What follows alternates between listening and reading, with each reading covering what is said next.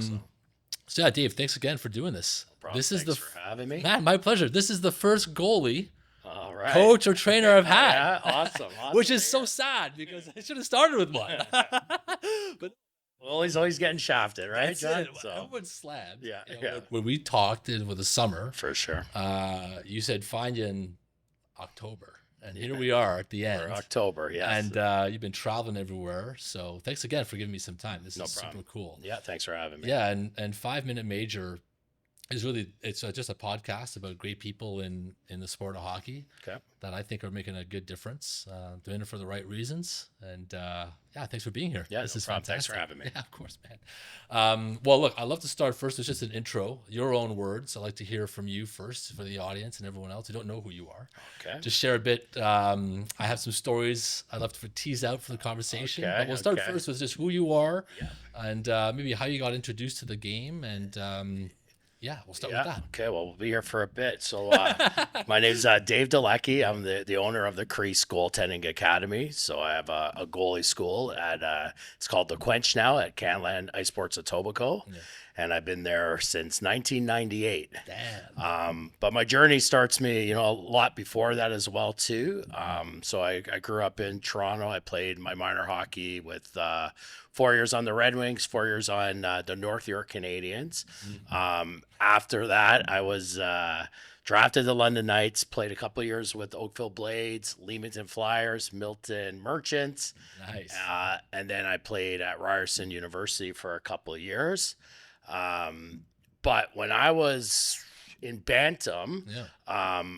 my agent at the time was a guy named Rick Hines, and he had goalie schools around the world. Oh. And he hired me at 14 years old to I was a counselor, tying up skates and Yeah.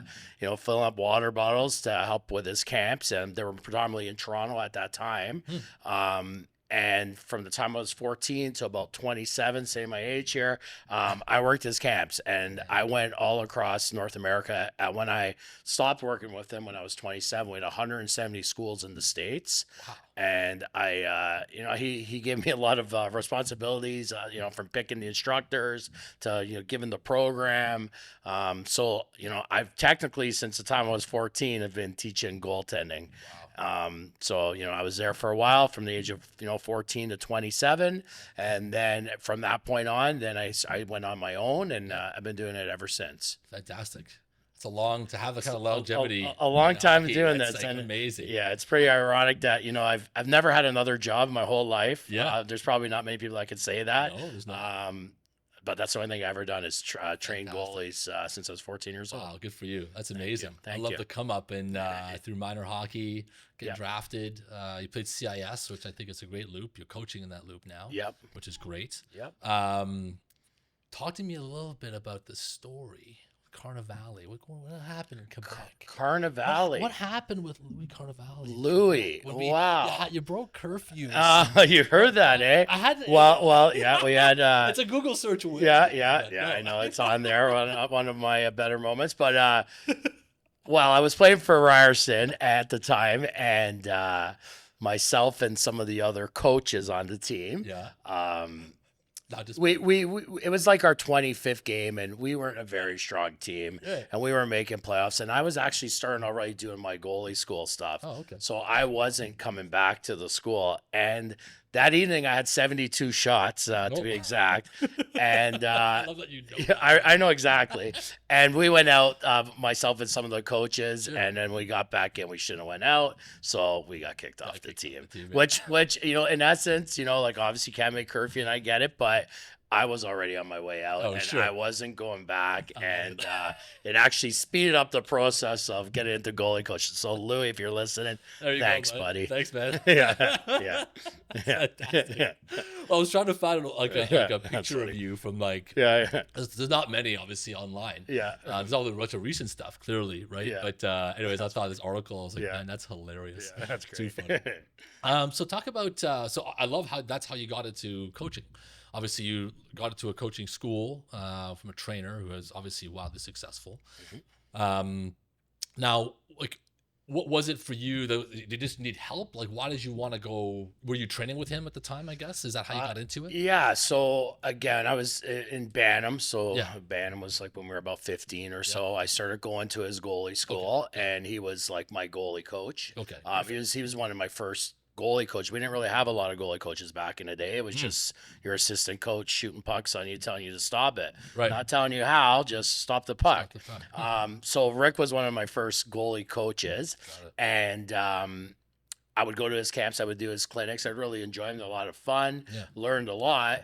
And as I was there, I guess I was just, talking to other goalies at the camps, at the clinics, and just I like the camaraderie of us all having goalies in one room. Yeah. Yeah. And I think Rick saw that, and he saw that I was, maybe entertaining with the other guys, and he's like, "Hey, you'd make a great instructor." And I was like, "Yeah, I wouldn't mind. I like helping out kids. I Yeah. love Yeah. kids. It'd be something cool to do." So next thing a couple weeks later, it's like, "Hey, you want to work in the summertime for me?" And I'm like, "Sure." I'm 14 years old. Whatever you want, right? So that's kind of how I got into it. Cool. And right from then, from 14 till, like I said, 27, I would say when I was about 17, I would go on the road for about 3 months. Oh, wow. And we'd go like everywhere from Alaska to California to Florida. We do tours where, we would be in Utah, then go to Chicago. So I was going to like 12 weeks of the summer away, teaching goalies, meeting great people, working with a lot of cool coaches. Many of them are still my friends now. Yeah. Yeah. Many of them are coaching in the NHL, different levels. We still have connections with them. Totally. So that's kind of how I fell in love with it, and fell in love with meeting people and training kids. And Yeah. that was like my first step into it. And I knew that, when I was at that age there, that, what, hey, this is pretty fun. It's actually, I enjoy doing it. Yeah. There wasn't really a lot of goalie schools out there at that time. And I thought, what, maybe I can make a career out of it. Totally. And that's obviously what I did. That's amazing. It takes a good leap of faith, I guess, to want to. I know some guys who've like worked in like the corporate world or for somebody else, and then they go do this themselves, right? But to do it from the beginning, I mean, that's awesome. Yeah. Jossie's like the only other guy I know. Yeah. And there's obviously, I'm sure there's many others, but For sure. you guys know each other obviously too. For sure. Yeah. So when we sat down and had a podcast together, he was been doing this for like 40 or whatever, 30 years, like some number, right? And it's awesome to see people who've been able to do that. For sure. Passion and be able to fulfill their life, because it's not work. For sure. For you, I know you. For sure. Every time I see a big smile on your face, the guys always have a Some good part time. of it's work. Oh, no. Actually, going on the ice is not work. Yeah, it's fair all enough. the other stuff that goes into it, what a lot of people don't see, and there's a lot of it, right? Totally, But yes. that comes with the territory. Yeah, right? it does. And you do. So you you have a bunch of guys that work with you, right? Yeah. So talk a bit about how you're set up. Yeah. And I know you have a bunch of teams you work with. You work with some for schools, some for sure, academies. for and sure. Maybe share a bit about that. That'd be great. Yeah. So, when I started my business in 98, I would say, and Rick actually helped me out. He gave me my first start, and I was playing for Ryerson before I got kicked off from Lou. And, I was at Ice Sports Etobicoke, and they just built the rink. Like, this facility was brand new, and I was doing a private, and at that time, I was starting to do private. People were getting a hold of me somehow, because it's not like we had cell phones or it wasn't like Instagram. Twitter. It was just call up the old school number, and somehow they got my number, or Lou gave it to him, or who knows, right? So I started, coaching a lot of kids, and I was getting a lot of privates where I was going to facilities, doing lessons. And I was like, wow, this is great. This is, I'm getting pretty full. I'm actually, financially doing all right with this already at my age. And I'm like, maybe there could be a career with this. So I approached Rick, the guy I worked for, and I was like, hey, Rick, I'm considering not playing hockey anymore and making this a full-time career. Right. And he was like, yeah, great. Let's, if you're into that and you can find me a spot, I'll help, finance it and get going. So I was like, actually, I have a perfect spot. So I went to Canland. I went up to the manager's office. I talked to him. I was like, listen, this is who I am. I work for this guy, Rick Hines. We can bring our summer camps here. And I'd like to put on a side. There was just a piece of concrete there, a little mini rink. And they're like, yeah, that's a great idea. Let's do it. So I started with synthetic ice. Yeah. It was half the size. It was like 14 by like 30. I was just one on, and I started doing lessons there, and I started doing it. So every night I was there, and like people would walk in, I'd see them with pads on. I'd give them a card about, hey, just come to check my goalie school out. Nice. And that's how I went one at a time. And after a year, I was full, and I was like, well, this stuff is good, this synthetic ice, but it's not that great. And it's actually, synthetic ice has come a long way. Oh, sure, yeah. And at that time, it was like skating on boards. Right. So I went to Rick. I was like, hey, Rick, one more favor. I think I've past this synthetic ice. I think about, what do you think about putting a real ice in a little facility, blah, blah, blah. And he's like, well, if that's what you want to do, if this is what you want. And so he really helped me out. And I actually put real ice in this location in the year 2000. Yeah. So in the year 2000, now I'm beside a big rink. I have a smaller pad on real ice, and now I'm just crushing goalies out on the small pad. I think at that time only John Elkin had a pad, a little one, and I had the other one. And so I was doing lessons there. I was there day and night, training, from 6 years old to 6-year-olds, right? And just kept on working it. And I came to the point where I could only do so much, and then I had to hire people. Yeah. And I started hiring some ex-goalies I know. Yeah. Some guys I played against. Yeah. And then I don't even remember the years. A long time ago, I hired Buyar Amadovsky. Yeah. So Buyar, he played for St. Mike's at the time. Yeah. He was goalie of the year in the OHL in 1998. Nice. There you go. And everyone knows that. And he was playing then. He signed 2 NHL contracts. He was playing pro. He was about 24 years old, and I met him through Rick Hines. Oh, very nice. And I was like, "Hey, Boo, you can only play in the East Coast League for so long, and but you consider, I think you're great with people. Yeah. I think you're great at building relationships. Would you be interested in working at my school?" Yeah. And he, after not too many thoughts, he's like, "I'm in." That's so awesome. so he was like the first guy that's hired me, and he's still with me to this day. Yeah. And then through that time, we've just, different guys we've trained, and different people we've met, and through coaches. And I've had guys like, Paul Schoenfelder, who's with Carolina. Yeah. Now he's their goalie coach. I hired Dan Stewart. He's with St. Louis Blues. Yeah. I've had Paulo Koyakabo. He's, him and Carlo are pretty well known in Toronto, and he runs a pretty great promotional company. Mm-hmm. So I've had those guys that have worked for me. And then in the recent, because I've been doing this so long, a lot of my coaches now, which is special to me, is kids I mentored and grew up with.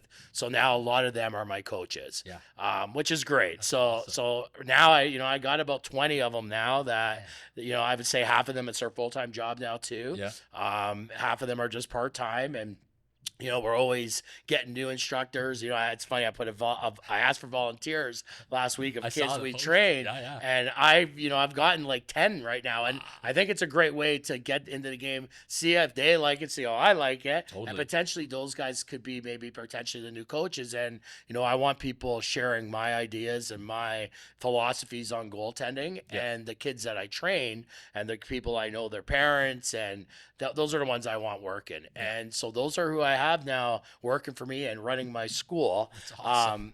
As I'm out there coaching, as you said, and we'll get into that now. And personally, so I've been coaching a long time. I've coached all different levels, mostly privately. I've pretty much predominantly done goalie coaching. Yes. Before COVID, I was selling base hockey sticks. I was running that. So that's something I got into. Nice. But predominantly it's been teaching goaltenders. Yeah. And as I was teaching goaltenders, I started getting into other things with scouting, getting into coaching. So just kind of like opening up my horizons with different areas. Totally. And so like the last 5 years, I coached at Brock for a year, where the men and women's team, we won the championship, which was nice. Then I went to Laurier, and I've been in Laurier for now. This is my 4th year, where I'm an assistant coach and a goalie coach. I work with the men and women's team. Oh, nice. So that's a team I'm with. In the OJ, I'm with Milton Menace. I've been there for like 7 years since the inception. Yeah. Before that, I coached Georgetown, coached the Patriots. That's awesome. I've coached many of the OJ teams. My old team, Milton Merchants, that was my first junior gig when I was 23. So I've been in that area for a long time. Fantastic. So I went into that coaching area. So those are like the coaching areas have. Then, being that I've been doing this for a long time, I've had a lot of organizations. I think we're up to 13 organizations that, my team works with. Yeah. So, Faustina's been one that's, they've been around forever, and I've been coaching them, I think, the last 18 years is what we figured out. Amazing. Which is great. We got a lot of goalies that have come up through the rankings and moved up. I'm with the MHL, Mississauga Hockey League. Yeah. Different, more than others, like Lauren Park is one we do a lot on, Port Credit. Milton Minor Hockey, I'm with them. Yeah. And then in the goalie aspect, I have my own high performance program. You do, yeah. And so that's a program where kids train with me during the morning time. Yep. And then they go to high school or elementary school in the afternoons. Right. I'm also at King Heights Academy. That's another school that I'm at. And St. Martin's is another school that has, and I've been there now 11 years. So that's kind of like during the day. So everyone's like, well, you do this full time? I'm like, yeah, I do it full time. And I do it during the day, which is nice because I get to be home in the evening time sometimes to spend with my family, right? That's good. So then I have that, and then I have international stuff. So I've gone to China. I got hired by the Beijing Hockey Association. Yeah. It's an organization that has 8,000 kids. I get to go there and I get to pick the best of the best at every age. So I've done that the last couple of years. They've also sent me goaltenders from China that come here, and sometimes we're placing them and just giving them the training that they don't have there. I've been in Taiwan training goalies. Last year was cool. We went to Nunavut, so that was a pretty cool experience, and that's awesome. It's great that my job gets to get to do some traveling and seeing the world and helping a lot of goalies out, right? Yeah. Both on and off the ice, That's right? fantastic. And currently too, I have a contract in Utah. I have an organization I work with there. So tomorrow I'm going there. I'll be gone for the weekend, and then I also have another one in San Diego that I work with. So I've had I got some cool locations too that I get to go. I was gonna say, so it's kind of work, kind of fun, right? In Calgary in February. Yeah, exactly. Exactly. Some nice place. Exactly. None of it you're there in the summer. So that's right. Well, Iqaluit was kind of cold in the winter, but it was an experience, right? And so I'm pretty fortunate and lucky to have this opportunity, this job, and it's I've met so many people, great people, and so that's some I really enjoy. Of course, right? So happy. That's amazing. I mean, you want to for you to be able to fulfill like what you're doing. Obviously, I find coaching is also very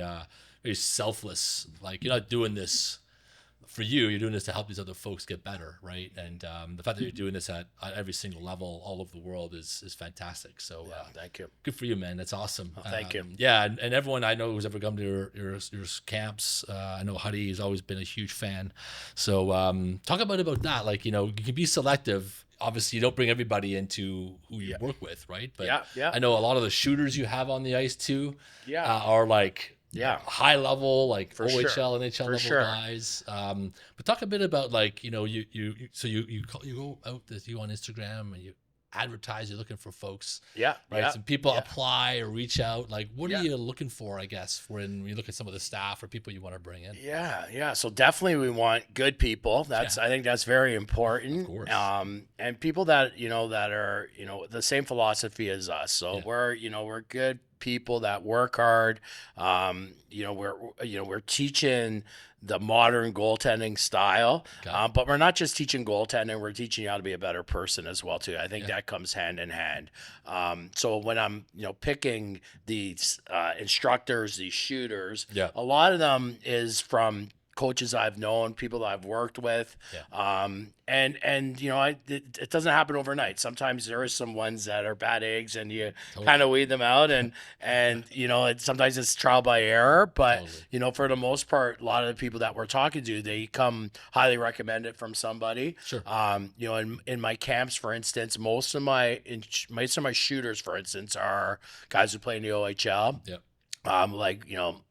Michael Misa has worked for me since he's pretty much 10 years old. I talk to him all the time. He scored his first goal a couple days ago, which was nice, right? So we talked after that, and so I have him, and in the summertime, I've been pretty lucky. One goalie that I've worked with for a long time is Jack Ivankovic. Yeah. He's going to Michigan right now. I was just there 2 weeks ago watching him. Yeah. I was at the NHL draft with him. Amazing, yeah. He got drafted second round to Nashville, Yeah. and he's a goalie that I've had since he's 7 years old. Wow. And I continue to train him all the time. We talk all the time, and Yeah. it's not always about hockey. It could be about anything, and Sure. I think that's what's important is the relationships you form with all the students and the parents that you work with. 100%. So through him, I met a lot of his friends, and as his high-end people that he plays with, his teammates and Totally. stuff. Yeah. So that was another way I've gotten some of those shooters, for 100%. instance.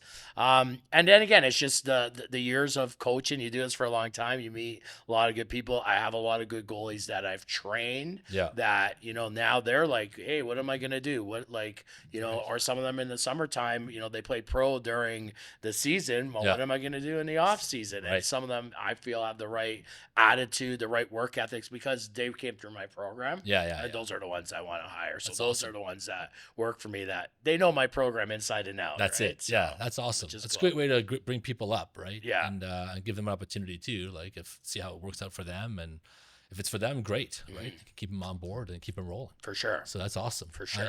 You said something, modern goaltending and coaching and training, about that. Talk a bit. 25, 30 years ago, there wasn't anything going on. Probably was there maybe one guy you said you're 100%. Oh boy, it's changed a lot. Yeah, right? talk about that. Like, how have so you seen it?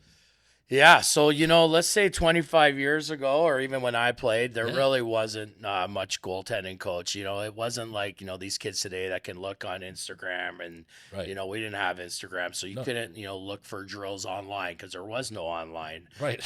So that wasn't it. So the coaching wasn't there in that aspect. Yeah.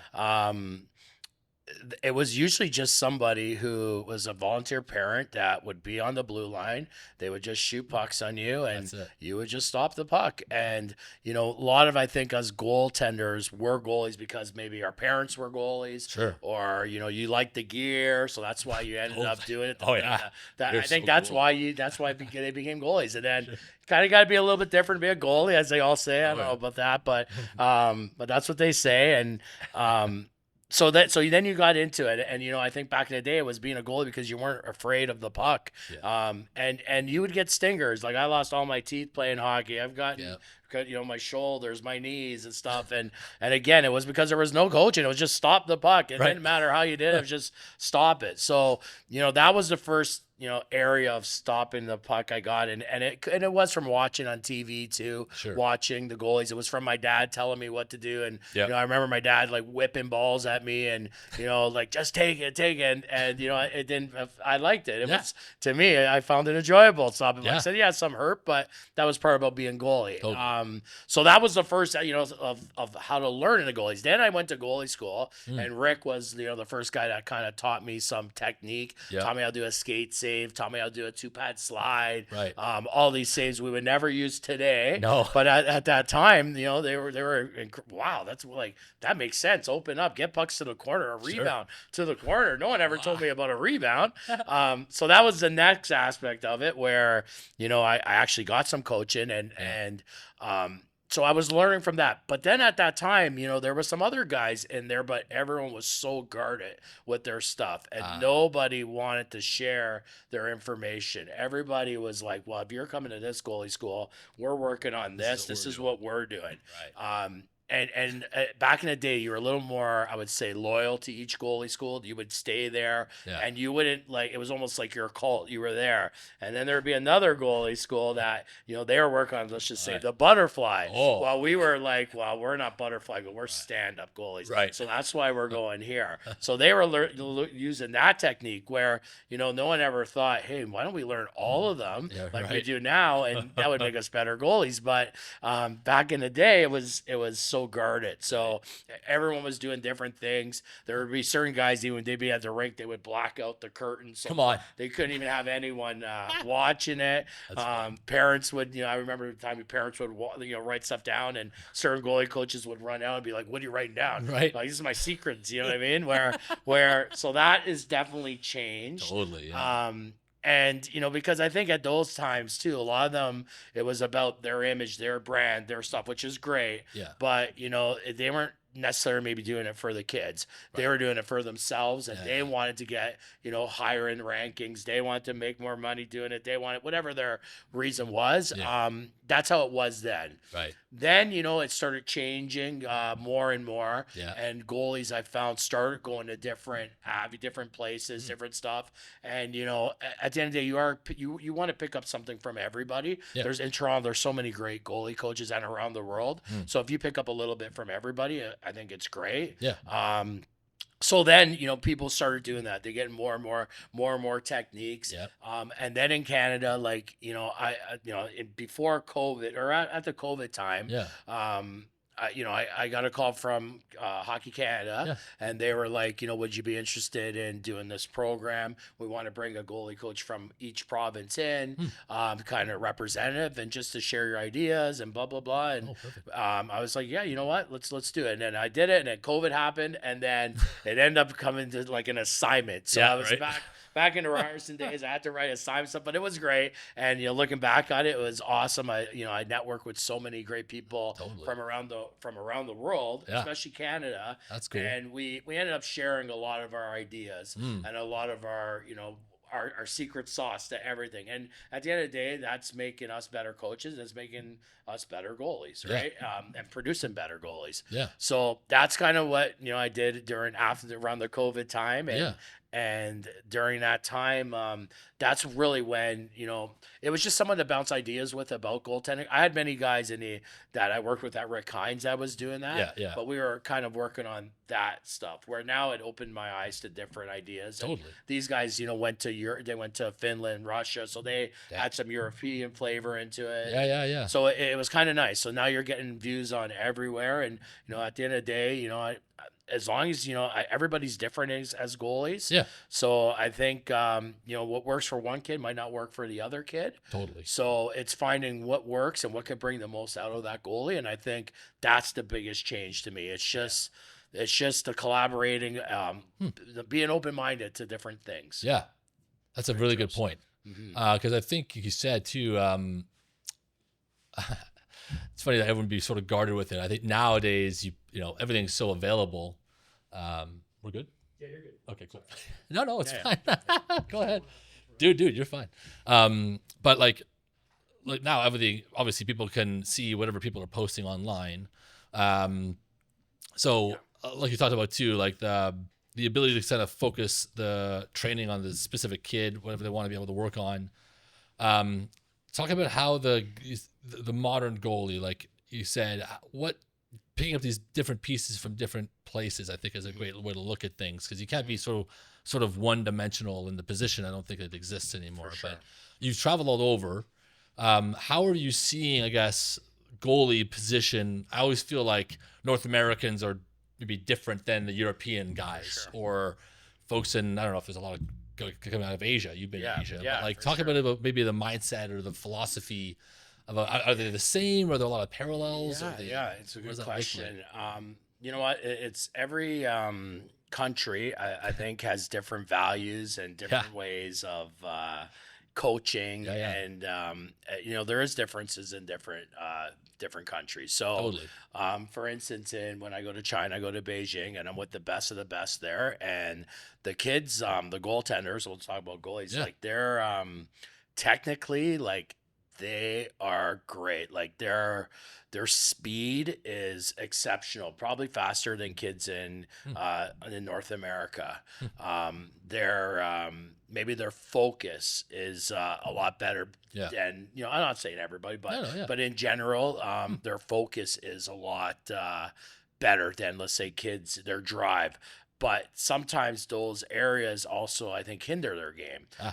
Where in China, like, no one smiles. Everyone is so serious. Everyone is so like it's like a G game. It is. It is, right? Everyone's upset. Everyone's upset. Everyone at the glass. And I think sometimes when I'm there, I kind of bring a different element to it, and they're like, oh my God, they're they're laughing. They're Right. actually I don't think they have fun, right? And I think at the end of the day, guys, we're here to have fun. This is why you play, right? Yes, yes. So like in that aspect of it, it might be a little bit different there.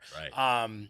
It's funny. I had a goalie that came from China to work with me here, and this goalie's name's Frank. He's a 2014, and this goalie, like when he's out, like he's a legit goalie. He's very good. And Nice. he came down, he worked with me, and I said, okay, we're gonna do 2 hours of ice. We're gonna do an hour of video, an hour of dry land. That's a good day. That's gonna. So, anyways, they couldn't speak English too good, so I got my Google Translator. Sometimes talking, them showing hand gestures. Yeah. That's somehow I find a way to communicate with them. Yeah. And I get a call in the evening time from my connection, Harry in China, and he's like, it's not enough, Dave. You need to do more. And I'm like, what do you need? And he's like, they want to be there 10 hours a day. What? And I'm like, 10 hours? I'm like, you're like, I can't be there 10 hours. Exactly. But I'm like, that's not always best for goalies, right? But they're like, well, we're coming all this way. We want 8 hours of ice. I'm like, 8 hours of ice? They're like, yeah. And I'm like, it's a waste. It's not great for them because they're not going to be forming at the best thing. No. But that's their mindset. It's just like more skating. Don't go until I'm puking, and that's not always right. So like that's just one example of that, right? Right. When I went to Nunavut. Yeah. It was a great experience, and those kids there, they don't have a lot. Yeah. It's something that the government pretty much pays for to be off to be like just to be off the streets, just to have connections with other kids. Yeah. And those kids, like if I told them anything, they're can I run from here to here? They're doing it. Yeah. If I'm telling them, their raw like instincts and work ethic was unparalleled, and they're such a pleasure to work with. It was funny. The last day I was with Lucas Miller. We went off the ice, and I went in a dressing room. The dressing room's the size of a closet, and there's 30 of them in a room. And I'm thinking in Toronto, that you're lucky to get 3 guys in there because they complain, hey, I need my room, and there's 30 of them. Not one of them has a cell phone because they don't have cell phones there still, right? Like, not really. Like, some do, but it's not like how we have here. Very prevalent, And they're all talking to each other, and I'm like, wow, I haven't seen this since the 90s, right? So it's just different in that aspect of it too, right? When I'm in California and Utah, those kids there, I find it's I would say it's the most similar to Canadians, North American game. I have some goalie coaches I work with there. I wouldn't say there's that much difference. There's some good ones, some bad ones everywhere, but I don't think there's a lot of difference in the States. Right. When you're in Russia, like just technical aspects, like they C-cut a lot more. Right. In Finland, they don't T-push. They don't teach them T-push. They don't teach them shuffling. So there's always like aspects. Nuances. Hey? Yeah, nuances, which you learn. And then, something, it might work for certain guys, right? It might, so these are things I pick up and learn from different. Super cool. Yeah, from where I go around the world, right? So that's so cool. Yeah. But yeah, you seeing I think I see at least kids coming into Toronto, the mecca of minor hockey, from all over the world. I think at this age maybe, right? Especially now. Yeah, especially now, and you do see a lot of all the differences in their games and how they're playing here. You said the communication aspect, I think, is critical. It's everything as it relates to coaching, training kids. But talk a bit about what are some of the things you're looking at when you're bringing in either new goalies, young boys and girls that are looking to learn the game, or even in your summer programs, you're getting some new guys coming in or girls. What are you looking for? Because you also bring in with Laurier and your other teams, you're also looking at talent. For sure. So you're looking at. I'm in a real broad spectrum. I was gonna say you're like, you know what I mean? So every age group, every size. I have an adult camp, for instance, where I have 60-year-olds. Last year I had 30 goalies out there, and we're just having a great time. It must have had it must be a riot. It is a riot. It's actually one of the camps I really look forward to, and they have a great time. I bring some guest speakers in. Okay, yeah. It's beer league, so there's beer beers, whatever they can book them. And Yes. it's a real fun time. So I have a lot of goalies that really enjoy that, and they've been coming year and year. That's amazing. The biggest thing I think with goaltending is, I don't care if you're a beginner, a pro, you got to have fun, right? Yeah. Like, that's why you play the sport. So, at the end of the day, my program is hard work, but at the same time, it's a lot of fun. So that's one thing. My program is definitely a good time for these kids. Yeah. We're almost camouflaging how we're training them. Yeah.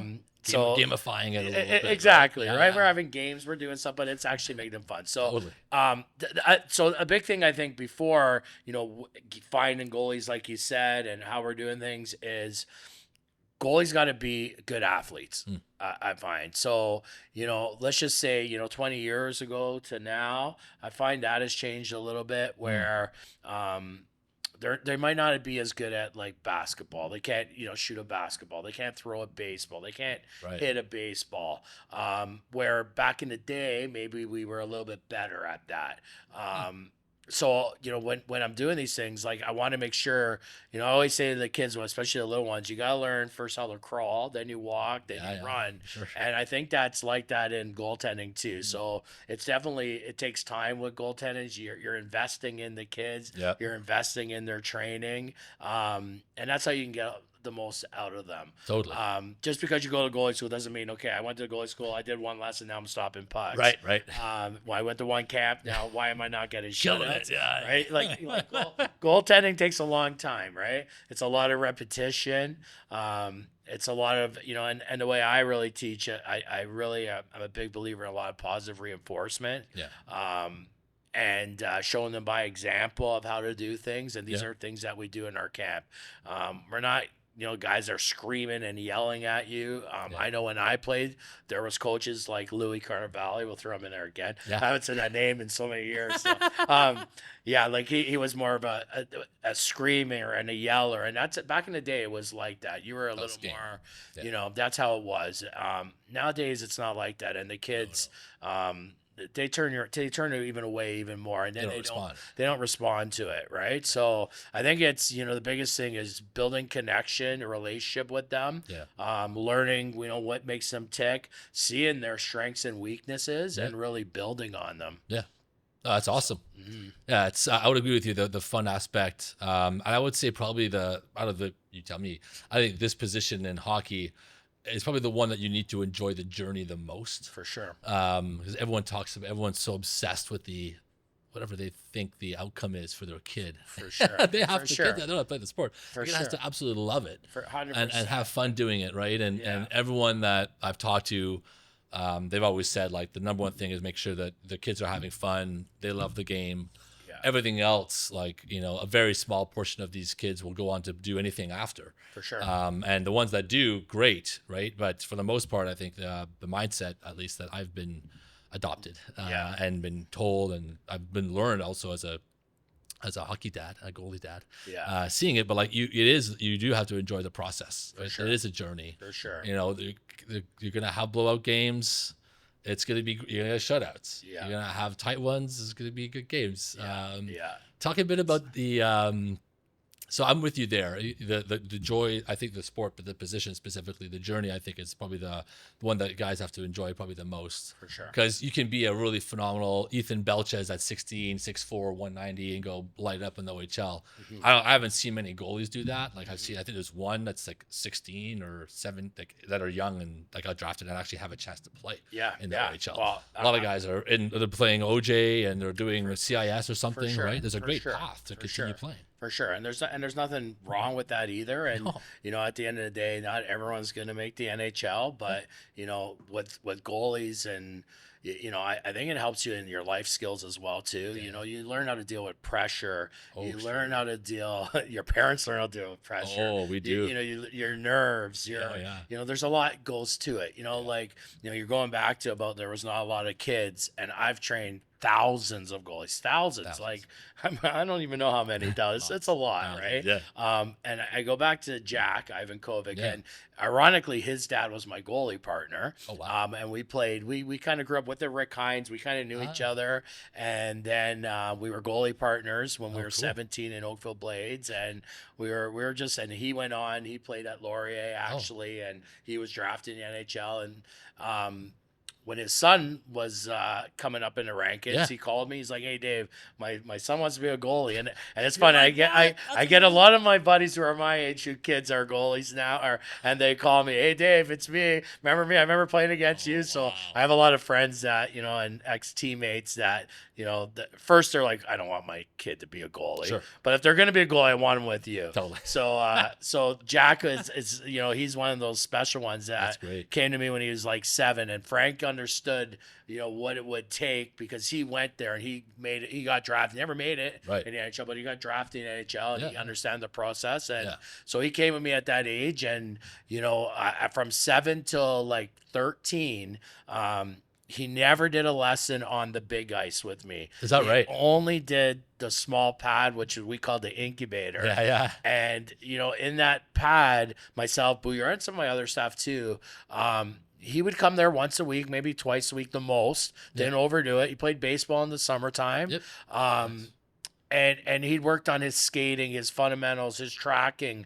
But through those times, something that we didn't really teach him is he loved being at the rink. He loved being at sessions. You could tell when he came into the rink, he was always smiling. He always worked so hard, and it was a process, right? And now he's 12, 13. I'm like, Jack, now we graduate. We're going on the big ice, and his like. Finally, I get to go on the big ice, right? And it's funny because I always have dads. I don't want to trade there. It's so small. I'm like, well, I have another goalie, Matt Robson, same thing. Trained with me a long time. Jack LaFontaine. These are all kids that have gone on, drafted the NHL, played in the NHL, signed contracts, but they trained in that small rink because they gained their. But again, it was their love and their passion, and they had a great time being there. It wasn't a job for them. It was just something they really enjoyed doing. And that's something that, as a parent too, you can't push them. You can't, they have to be the ones that want to play. They have to be the ones that want to go to goalie school. I've always from day one told the parents, if they don't want to come, then I don't want to train them. Like they have to want to come. If it's you that wants them to come, I don't want to train you. I got a great camp for you in the summer. Yes, that's babysitting. But again, like again at goalie school, you're building on confidence. You're building on. I'm not there to score on you. I'm there to get you better. But again, you have to have that mindset as a goalie, and you have to enjoy it. And I think if you do, it's not a job. And then when these hard tasks get in front of you, when you're playing these big games, where Jack, at a young age, we're at the brick tournament, which 9 years old, you're playing in a rink that's full with people, and it's like a mini, it's like a mini World Juniors. And we won that tournament. And that was the first step. And through the time, I always seen how he was progressing, and just basically the route he took there. And then from there, he got drafted major junior. Went to the Steelheads. He was a 7th round pick, first round, which is great for a goalie. That's huge. And then he was lucky enough to get drafted to Nashville. And then again, lucky enough that there's these new rules, and he's able to go D1 open. Now he's getting education, going to Michigan, and now he's hopefully in the future will be a Nashville Predator. So again, but even for him at this level, he's still a kid. He's still having fun doing it. It's not a job for him. He actually enjoys being on the ice every day. He enjoys working hard. So again, that's something that the kids that it's a job for them. They don't really enjoy it. It's going to be really hard for them to get to another higher level, right? That's a really good point. So they because the Uber dad and the bank, we only go so far. For sure. We're not playing the game, right? For sure. A lot of people say that actually is like the kids are the ones. I found it too when Huddy, like when he started pulling my wife and I through the loop, I was like, okay, we're in. Exactly. And then as a parent, you don't mind supporting. No, I'm like, okay, we're not pushing. Exactly. And and I always say, like, not every kid's going to make the NHL, and that's fine. You know what I mean? But I've trained goalies now that gone on to be priests. I've gone to be, Sure. politicians. I've had one that's, that's police officers. Yeah. Like so many firemen, like so many. So it's not always about that too. It's not always about, potentially making the NHL, but if you're around good people, you're working hard. Good things will happen in life for you, and so it's not just about making the NHL. And some of these guys, it could be getting a job with being a goalie coach, being like a podcaster, being like there's so many good things, right? 100%. It's not just about that, and that's what I think sometimes parents forget about that. They're like, my son is making the NHL. If he's not making the NHL, it's a disappointment. You see it. I see it. You know what I mean? We're at Westwood tonight. We'll see it. Yeah, you'll see it, right? Yeah. I see it all the time at these games, right? So it's wild. It's wild. Well, look, I want to make sure we get you out of here and back because sure. we're at 1:30. You're there 2:15. You said you have to be on. Yeah, You got some time. Okay, so we got 15 at least. Fantastic. Yeah. He's not gonna go back on here. I said 2:15. That's okay, man. You're good. You're good for sure. So talk about what are some maybe lessons learned or things you want to share with people about either yourself or about the game or goaltending? Like, what's some advice? Yeah. Well, I think at a young age, when goalies are starting out, I think the most important thing is that they become good skaters. I think a lot of times parents just put their kid in because they think that they're not a good skater. So hey, let's stick him in goalie, or maybe he's a bit at that age a bigger kid. Right. Let's stick him in net. Well, that necessarily not is the best way. Yeah. At a younger age, skating is number one. Yeah. So if you could skate, you have good edges. That's only going to make it easier as you get older. So definitely skating, I think, is number one. Like Perfect. A goalie definitely has to be a good skater. Yeah. Once he gets to skating, then obviously he's got to learn the position. He's got to learn how to play technique, how to use proper save selections. At that time, then it is probably time to go to a goalie school, because a goalie school is going to help you with these about being a goalie, right? About the little things, right? And obviously I don't say it because I want them to come to my school, but going to different people and getting different advice and different things, right? I think it's a good thing, right? I do. I think it helps you as long as you're getting good information, right? I think it's key, right? As long as you're getting good information, and like at the end of the day, a lot of the goalie coaches that have been doing this, most of them we're buddies. We talk to each other, like, so it's not like I'm like, don't go see this guy, right? Don't like a good example is Dave Dolecki. Like, him and I were goalie partners, and him and I we talk, and then as I get older, we talk when we're in the OHL, and he'd ask me about certain guys and so forth. So at the end of the day, there's if you're a good goalie coach, you don't have to worry about, they're gonna find you anyways. But I definitely think it's important at that age, once they have the skating, to get a goalie coach to work on the physical, the mental part of the game. So I think that's the next step. And then again, it's just it's summertime. Maybe it's not playing spring hockey all like every single week, a tournament here and there. I'm sorry, spring hockey guys. But as a goal, I think it's different as a goalie too, because as a goalie, there's a lot of pressure. It's a lot on the mind, and that springtime is a good time to take a break, play a different sport. Be a kid. Go outside, ride your bike, have a good time. Like, don't just be on your phone all the time, right? Like, I think that's important too. And become a good athlete, right? Because if you're a good athlete, that's going to translate into being a good goalie. Right. It also, in the longevity of your career, your body, if by going down all the time, it is a lot of wear and tear on your body. Your hips get banged up, your knees get banged up. So if you're doing that for 12 months of the year, you're going 3 goalie sessions a week, you're playing in spring hockey tournaments, because I've seen it. By the time you're 17, 18, number one, the kid sometimes hates the game. Number two, his body just physically can't do it. You're burnt out, right? You're burnt out physically and burnt out mentally. So it's a long journey, the goaltending, right? So again, enjoy the journey. don't you don't have to overdo it. Right. You don't need to play in 100 spring tournaments. Like summertime is a time for kind of goalie camps. Yeah. And I'm not saying you got to go to 7 weeks of camp. No. You're going to 1-2 weeks, maybe the odd session here and there, Yeah. because that's when, as a goalie coach, you're working on techniques. During the year, we don't like to tinker around with them too much. Right. But in the summertime, that's when maybe we could work on some, more technical aspects. Right.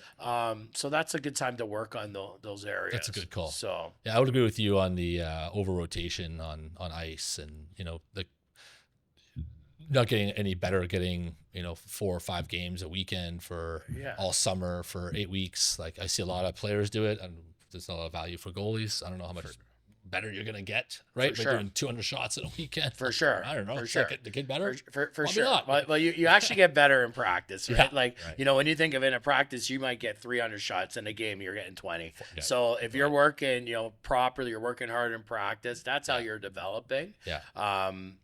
And going with another question you said too is back in the day when I played, it was we didn't do no dry land training. No. Like it was just, when you came to camp in September, that's when we're going to do it. Okay, that's start when training. we're going to run around the rink. I'm going to, there was nothing about working out and stuff. No. And now these kids, they're so lucky. They have, so many different coaches. They have, dry land specialists. There's gyms where we didn't have that. So that's actually making you a better goalie too, right? Oh, big time. I always say, it's funny when I was growing up, I remember being in the MTHL, and at the end of the game, you couldn't wait because they brought you a case of pop, and we'd be like, "Yes, we get some pop." You know what I mean? Let's go. We get Coca-Cola. Think of that, right? So this is what we're feeding these kids after the game. But no one said nothing. No one even said about drinking water. I don't even know if I had a drink by the time I was 9. You know what I mean? There was none of that. So now, the game has gotten so much better. Coaching's got better.